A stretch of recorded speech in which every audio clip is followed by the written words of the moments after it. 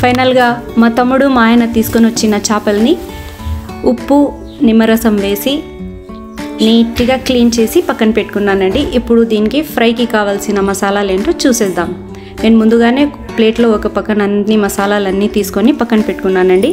ముందుగా మిరప్పొడి, ధనియాల పొడి, బియ్యం పిండి, అల్లం వెల్లుల్లి పేస్ట్, మిరియాల పొడి, ఫిష్ ఫ్రై మసాలా, కొద్దిగా పసుపు, జీలకర్ర పొడి, గరం మసాలా, శనగపిండి, అలాగే ఫుడ్ కలర్, కొద్దిగా సాల్ట్.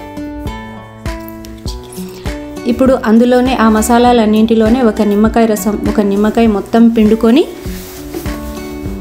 ఒక నిమ్మకాయ మొత్తం వేసేసుకోవాలండి.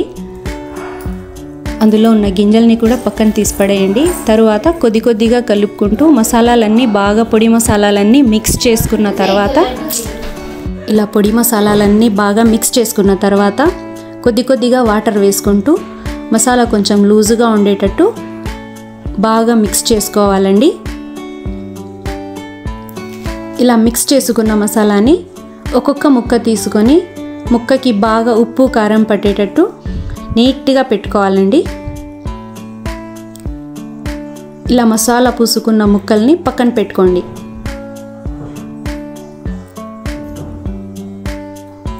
తరువాత ముందుగా స్టవ్ వెలిగించి ప్యాన్ పెట్టి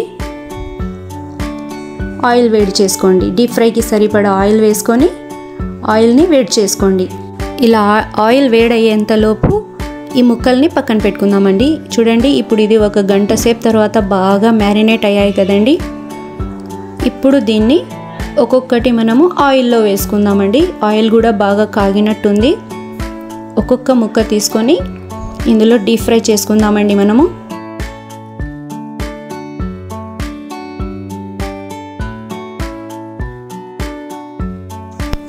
ఇది బాగా మనము ఎర్రగా నూనెలో కాగేంత వరకు వేసుకుందామండి. బాగా డీప్ ఫ్రై చేసుకుందాం. డీప్ ఫ్రై చేసుకున్న తర్వాత ఫైనల్ లుక్ ఇదండి. ఈ వీడియో మీకు నచ్చినట్టయితే లైక్ కొట్టి షేర్ చేయండి. మా ఛానల్ని సబ్స్క్రైబ్ చేసుకోవచ్చు కదండి.